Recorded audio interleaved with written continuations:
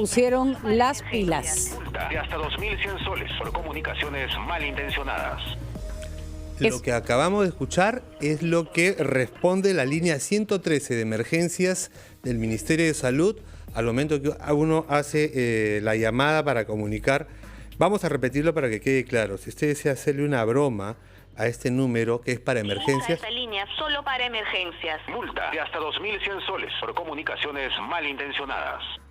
Por comunicaciones malintencionadas, multa de 2.100 soles. Y este proceso largo y burocrático que se irá a mandar las llamadas para que las evalúen, no, ahora va a ser más rápido y le va a llegar mucho más rápido su multa y no hay forma, señor, de que usted se esconda detrás de un número telefónico porque los números quedan registrados en cualquier llamada que usted realice, teléfono fijo, teléfono celular. Así que no se arriesgue y además no haga tonteras.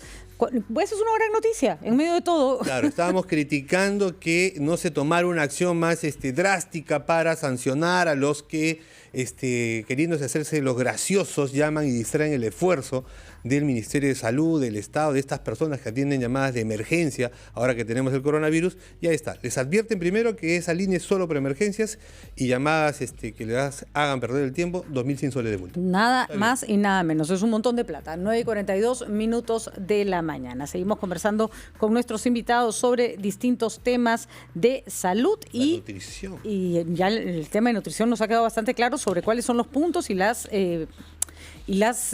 digamos, protecciones que tenemos que tener. Ahora, tener una alimentación saludable es siempre importante. Hoy es más importante que nunca, ¿no? Se ha dicho, los cítricos, ¿es cierto? Muy bien, sí. En realidad, como mencionaron, no solo la alimentación saludable, sino un estilo de vida saludable, ¿no? Dormir bien.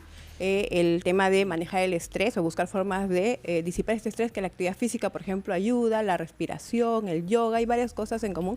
Y la alimentación, sí, y justo a su pregunta, ¿no? Se habla mucho de la vitamina C y es verdad, es una de las que está más relacionadas con la prevención de este tipo de enfermedades respiratorias, pero también hay otros nutrientes que han probado que tienen mucha eficacia, como el zinc, por ejemplo, ¿no? Ahora, ¿en qué alimentos encontramos? ¿Dónde está el zinc? El zinc, muy bien, sí. El zinc lo encontramos, por ejemplo, en los alimentos que también son ricos en proteínas, como las carnes, ¿no? En el pescado, que tenemos un mar tan grande, ¿no?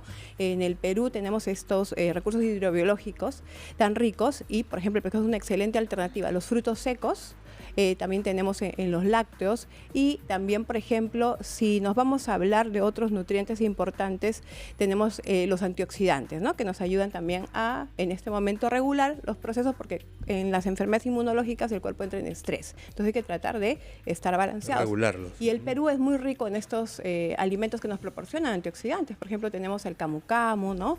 Tenemos, que es rico en vitamina C, por ejemplo. Tenemos el aguaimanto, rico en polifenoles también. Tenemos Qué bonito suena eso de los polifenoles. Sí. Suena a profiteroles, que creo que es otro. Qué rico. Es más rico todavía. Pero creo que está con apetito, Ricardo. Estas sustancias que nos van a proteger. Me emociono cuando escucho hablar de comida. Queríamos preguntarle a Víctor Zamora si hay que llamar a la línea 113, porque hay dos cosas que son importantes. Ya sabemos que le va a caer 2.100 soles a cualquiera que llame para fastidiar, pero también hay llamadas que no son pertinentes, ¿no es cierto? ¿Quién debe llamar? Si en este momento tuviéramos que asesorar al público sobre en qué momento debo hacer una llamada, en qué momento me debo preocupar. La pertinencia o no de la llamada se va a decidir en el momento de la llamada misma. Yo preferiría que las personas, cualesquiera que sea su duda, por supuesto que no sea una broma, que no sea una duda sobre su situación, llamen. De acuerdo. Vía las redes sociales me dicen, Víctor, yo he empezado a tener fiebre, ¿qué hago? ¿No? Bueno, llama al 113 y hay otras... si has viajado o no, hace una serie de preguntas. Es buenísimo que tengan ahora fortalecido el tema de llamadas porque van a reducir la ansiedad, la gente quiere saber, preguntar, conocer. Hay un WhatsApp también. Es correcto. El 113 es para llamadas, imaginamos, para gente que ha estado en contacto con alguien que probablemente venga que haya estado en Europa y que tenga el cuadro similar al del coronavirus. El WhatsApp es el 952-842-623. Y sobre todo los jóvenes que ahora están mucho más acostumbrados a utilizar esta red social, el WhatsApp, que hacer una llamada telefónica, ¿no? Y un correo, para quienes prefieran el correo, infosalud@minsa.gov.p. Interesante lo que dices, Víctor, porque entonces la gente debe llamar para que sea la autoridad responsable la que decida si su llamada responde a una preocupación real o si simplemente hay que darle algún tipo de para de eso está ese tranquilidad, sistema, ¿no? justamente, y además debería ser fortalecido si pudiese además ser una consulta remota. Eso se pasa en Europa y en Estados Unidos, donde la llamada no es solamente una orientación, ya es una consulta propiamente dicha, que lleva a hacer una cita o recibir un medicamento o recibir una visita del sistema de salud y ser cubierto por su seguro si es que esto... Claro, lo que decíamos con la señora Ma, además, explicar que no necesariamente van a ir a visitarlos inmediatamente si es que su caso no es tan sospechoso como otros, porque va a haber una prioridad. Ahora, Víctor, creo que lo que estamos escuchando, por ejemplo, con la línea 113, con cómo se están manejando las pruebas de descartes, vamos más o menos bien. Sí. Sin embargo, no escuchamos una voz única, un vocero claro sobre el tema del coronavirus. Hemos escuchado a la ministra salir así como medio a la volada, diciendo hay 2 casos más de coronavirus, pero ya debería tener el gobierno un rostro, que no tiene que ser un médico, un rostro identificado como el vocero del coronavirus, que lo que diga esa persona es oficial. Efectivamente, bueno, ya habíamos conversado fuera del aire de que hay en otros países, cada 3 o 4 horas la autoridad informa sobre distintos aspectos que pueden ser de carácter social, que pueden ser de carácter organizacional, económico, nutricional, preventivo, de tecnología de medicamentos. Por ejemplo, esto de las llamadas del 113 es buenísimo para la población en general, pero nuestra población objetivo, nuestros adultos mayores, 20% de nuestros ancianos viven en pobreza. Son aproximadamente 1.400.000 que viven en pobreza. 500.000 viven en extrema pobreza. Cerca de 1 millón viven solos. No tienen el uso de la tecnología. Una quinta parte no tienen educación formal como la conocemos nosotros. No saben cómo usar el sistema de salud. Están en situación de desnutrición aguda. Hoy 1 de cada 5 de nuestros ancianos, especialmente los que viven en la calle. Nuestra responsabilidad no es esperar a que nuestros ancianos vengan o nos llamen, es buscarlos. Ahí entra el MIDIS, los gobiernos locales, activar nuestros comedores populares, especialmente para estos ancianos. Ahí quería preguntarle a Melvin sobre el sistema de focalización que tiene el Estado sobre este grupo, es decir, Pensión 65. Sabemos que se hizo un trabajo especial, por ejemplo, con Carolina Trivelli, cuando estaba al mando del Ministerio de la Inclusión. Efectivamente, esta data debería utilizarse entonces en favor de los más vulnerables. Por supuesto. Y yo quisiera ampliar un poco lo que sería la intervención del Estado ya desde una perspectiva preventiva, ¿no? Claramente el gasto público tiene que incrementarse y tiene que incrementarse fundamentalmente para mejorar salud, preventivamente. Los segmentos poblacionales objetivos, digamos, que tienen que ver a adultos mayores y también niños, son el target, ¿no? Pero también es el target aquellos lugares donde la infraestructura en sí no es suficiente. Me refiero, por ejemplo, a los mercados de abastos, ¿no? Si uno hace por donde se vende, digamos, la mayor cantidad posible de bienes alimenticios a la población, aproximadamente el 85% es a través de mercados de abastos. Entonces, tiene que haber alguna medida que permita una mayor limpieza en el mercado de abastos, porque la comida, digamos, es fundamental en temas nutricionales y protección. Otro elemento clave es el tema de la atención de salud, ¿no? Los hospitales. En China, por ejemplo, construyeron un hospital en 10 días. Acá en Perú, obviamente, eso es imposible, ¿no? O sea, no se prevé que se pueda hacer. De hecho, hay hospitales que han pasado 10 años y no se han acabado. Entonces, pensemos en postas médicas o pensemos en sistemas de atención que estén en capacidad de prestar este servicio. Ahora, la infraestructura no solamente es física, ¿no? O con equipos.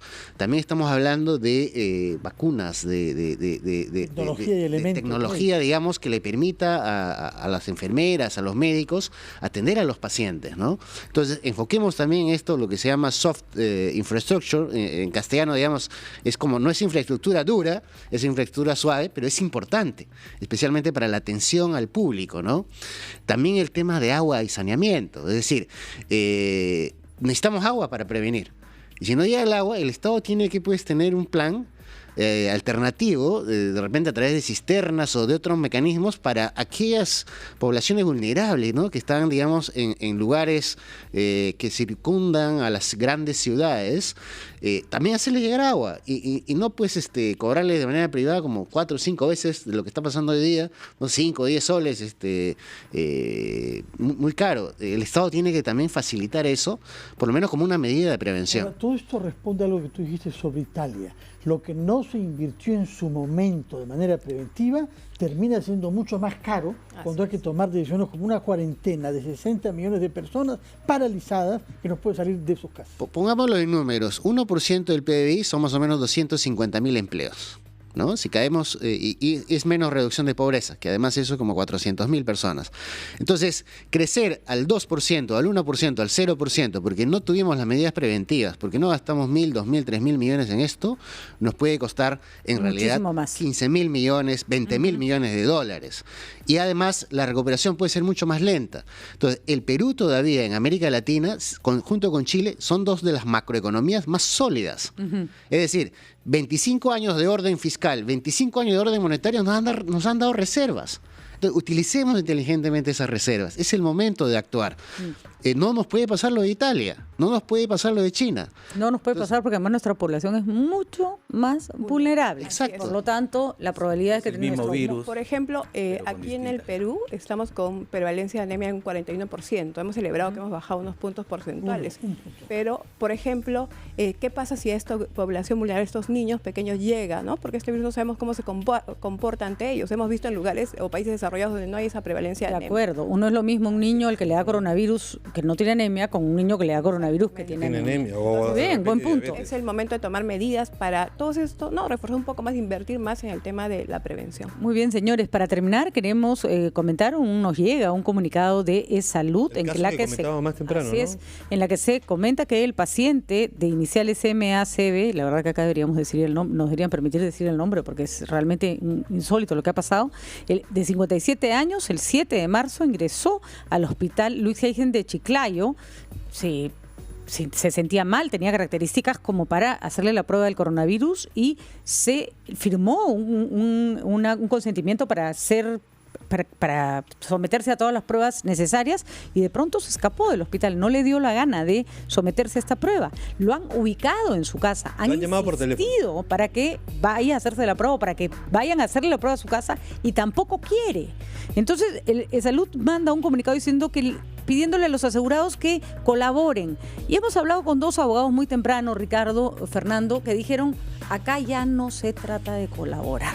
Acá se necesitan medidas que obliguen a las personas a someterse a lo que el Estado propone. Hace rato se debió haber hecho con la fumigación del dengue, no se hizo, pues ahora hay que hacerlo con la fumigación del dengue y hay que hacerlo con el coronavirus. No podemos dejar a discreción de las personas que decidan ser evaluadas o no evaluadas, que decidan quedarse o no en cuarentena. Si no, esto se nos va a ir a todos de la mano. Se trata de un asunto de salud pública, del bienestar general. Así es. Si las personas no quieren hacer caso, bueno, el Estado tiene todo el derecho del mundo de proteger la salud de todos los demás. Porque este no es un caso de, si yo quiero morirme, ese es mi problema, pero acá voy a contagiar y voy a poner a otros en riesgo. Si me permites un comentario final al respecto.